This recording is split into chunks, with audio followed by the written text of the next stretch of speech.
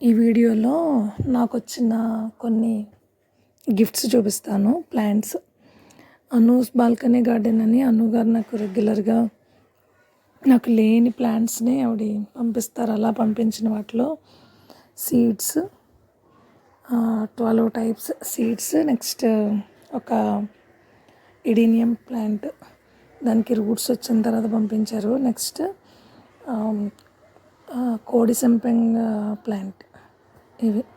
వీటితో పాటు నేను ఊరి నుంచి తెచ్చుకున్న ఒక ఎల్లో హైబిస్కస్ స్టెమ్స్, ఇలా వేర్లు వచ్చినవి ఇచ్చారు నాకు.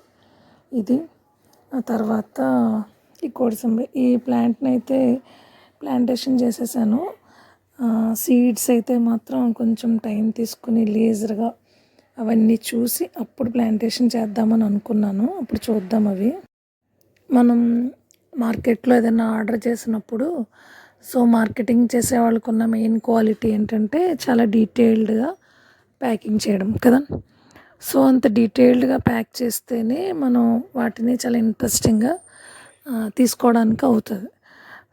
నాకేంటంటే అనుగారు చూడండి, ఈ సీడ్స్ అన్నింటినీ అసలు ఎంత క్లియర్గా నా కోసం పెట్టారో.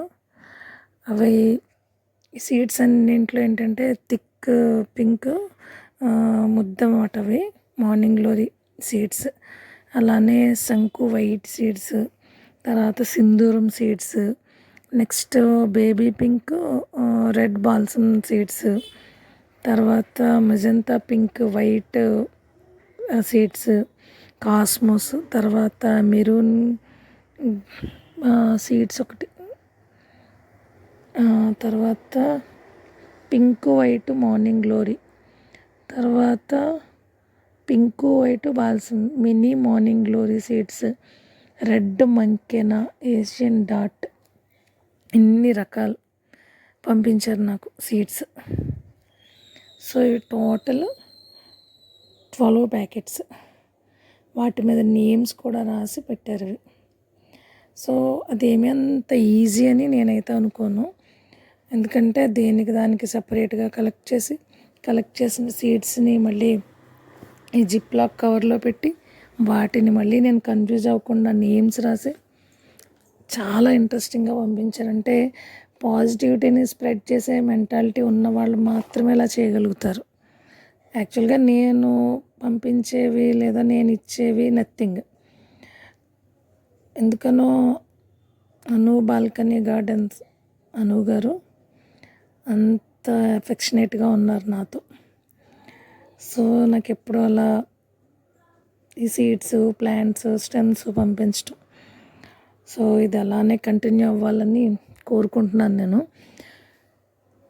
ఈరోజు ఏంటంటే వాటిని అన్ని సీడ్స్ కాదు, ఒక 3 వెరైటీ సీడ్స్ని మాత్రమే నేను పెట్టుకుంటున్నాను. అవి జెర్మినేట్ అయితే చాలు, ఎందుకంటే సమ్మర్ కదా ఇది. నెక్స్ట్ నేను రెయినీ సీజన్లో పెట్టుకుంటాను రిమైనింగ్ సీడ్స్ అన్నీ. అయితే ఈ సీడ్స్ కొంచెం ఎదిగేంత వరకు ఉండాలి అన్న ఒక ఇంటెన్షన్తో నేను సాయిల్ మిక్స్ చేసుకున్నాను అనమాట. ఓన్లీ శాండ్ కాకుండా కొంచెం బొండిస్క లాంటిది, తర్వాత మామూలు ఏమంటారు మట్టి, అదే గార్డెన్ సాయిల్, కొంచెం మెన్యూర్. వీటితో ఏంటంటే నేను తీసుకున్నవి అది శంఖం పూలు ఉన్నాయి కదా, ఏషియన్ డాట్, అదొకటి నాకు అది పెట్టాలని అనిపించింది. అలాగే పింక్ మార్నింగ్ గ్లోరీ ఫ్లవర్స్ ముద్దవి, తర్వాత ర్యాక్వి, అంతే. అవి మాత్రమే పెట్టాను, రిమైనింగ్ ఏమీ నేను పెట్టలేదు.